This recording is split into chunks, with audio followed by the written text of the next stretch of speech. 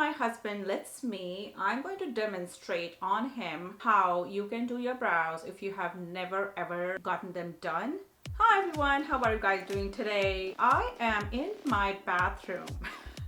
That is because with the quarantine life, this is kind of the only room which is away from the noises in my house. My household is usually really loud because now Pepper being a barber and my kids being loud just from the get-go, it's almost impossible to do any recording in this house. To be honest, I'm not feeling this shelter-in-place life. And on top of that, it has been raining ash since yesterday.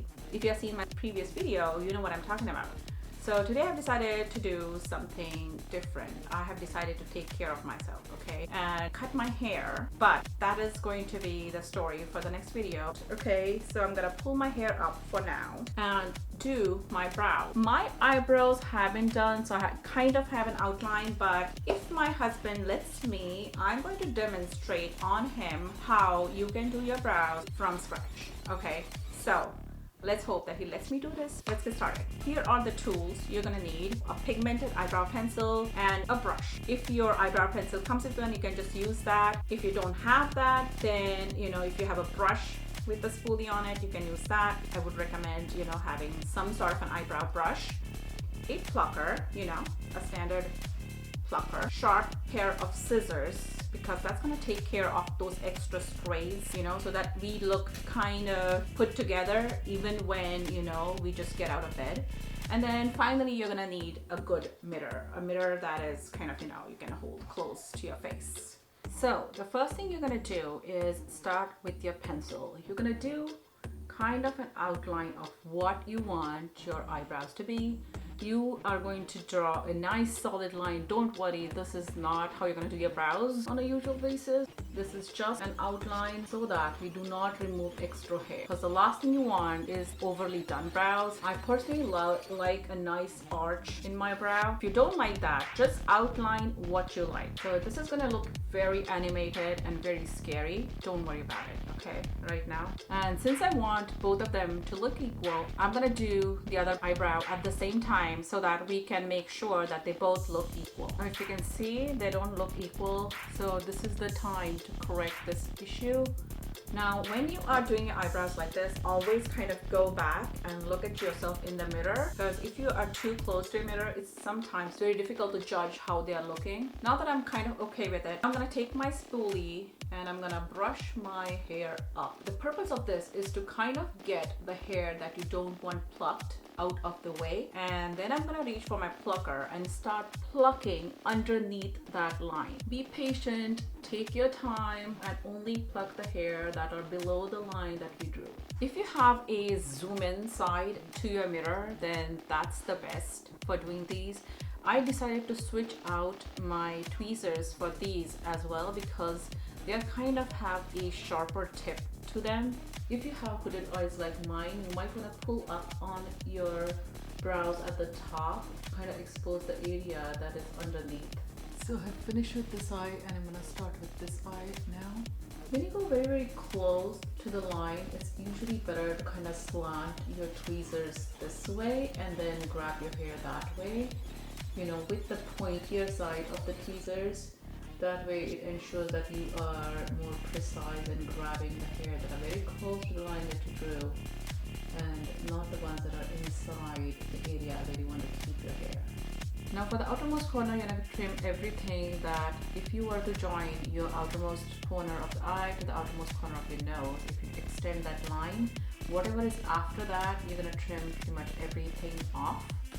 If you extend your brows any longer than that, it usually gives your eyes kind of a droopy, sad look. So whatever is beyond that point, you're gonna pluck everything off.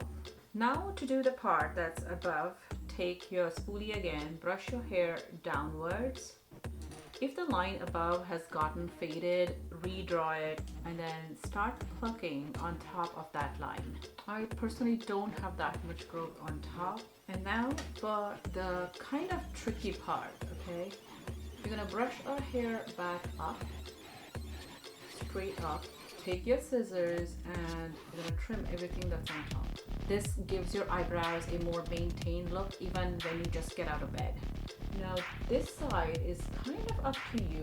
You can trim this or not, because especially with the benefit campaign, you know, it's kind of a fashion to have your brows look that way. I am not into that. And when you're satisfied, now I'm going to brush our brows down, and we are actually going to do the same thing.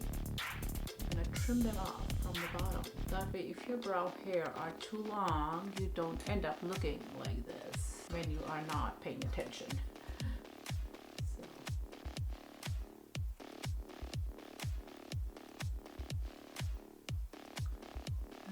There you go. At this point, you can take off the excess of brow products from your brows and then fill in your brows like you normally do. So right now I'm noticing that this tail was a little too thick, so I am trimming that down. It's always better to remove it less when you're doing your first pass, because then you can always remove more. So there you go. Let me go and ask my husband if he would let me demonstrate what to do with like really thick eyebrows that have never been done before, and how you can figure out your own shape.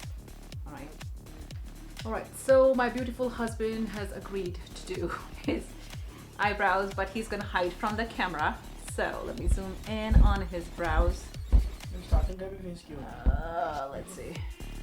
These are his natural eyebrows, and if you want to figure out what is going to look good on you, you know, you need your eyebrow pencil and a concealer. I'm going to try and demonstrate two different shapes on the two sides. I'm going to do like a slight arc on this side. Usually it's better to trim off more from the bottom than from the top. And then to see how it's going to look, we're going to go very heavy with the concealer.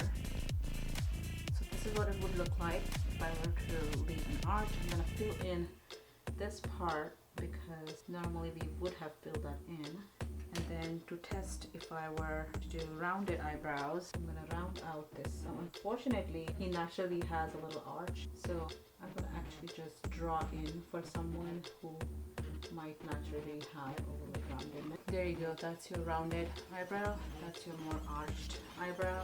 After this point, you will kind of proceed in the same way that we did with my eyebrows. You know, you will brush your brows up, whatever is underneath and covered in the concealer, you end up plucking that one off.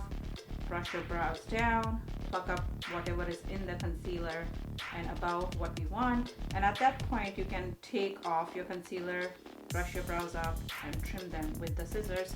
Of course, you know, if it was your face, you would do arched trial with the concealer on both eyes and see if you like that. Do the rounded one on both sides and see if you like that, and that's how you decide which shape you like better for your face. Thank you for helping us demonstrate. Yes. Can I wash my face? Yes.